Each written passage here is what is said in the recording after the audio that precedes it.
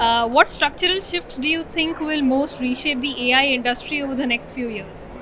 I think that's really interesting, and it's a question that's come up in many of the panels I've already spoken on today.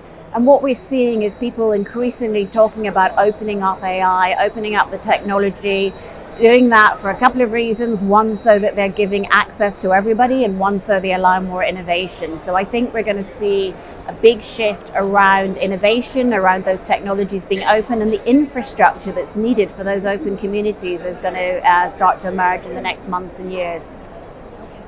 My next question for you is, where do you see sustainable competitive advantage emerging for companies focusing on AI today? I think the sustainability is going to be about getting market adoption, and we're already seeing that coming out of China with the open source models, with the early movers into the marketplace. So I think for any new entrants, the key is going to be that they make sure that they have adoption at scale. And of course, opening that up is going to be a critical fact in getting that adoption when they're competing with other open models and agents. Okay.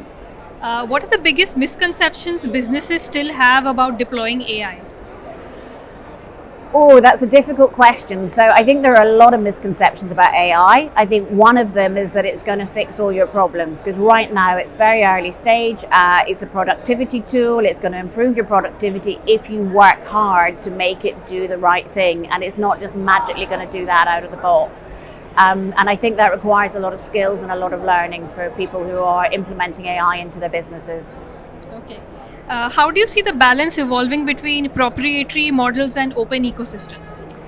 So that's a very good question. What we're seeing in the last 6-9 months, we've seen OpenAI open up its first LLM. We saw NVIDIA launch an open LLM for agentic technology before Christmas in December. I expect there's going to be some announcements this week about openness. I very much hope there will be anyway. And sorry, can you... He's just wandering around behind you. It's yeah. I'm so sorry. No, it's okay. Let's just picked my bag. So I was just Let's do that question all over. Okay. How do you see the balance evolving between proprietary models and open ecosystems? So I think it's a fine balance, and right now we're seeing the open models catching up and starting to compare favorably in the testing and the metrics around the LLMs. I think we are seeing a scale of adoption around the Chinese models that's quite incredible. And we've also seen both OpenAI and NVIDIA from the US open up models in 2025. NVIDIA opened up an agentic one in the run up to Christmas. And I think that's the start of a shift where they, toe in the water, recognizing the need for open models to train their technology and pushing forward by giving back. Okay.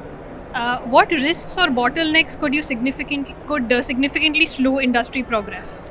I suspect that everybody is giving you the same answer, but the significant challenge is compute.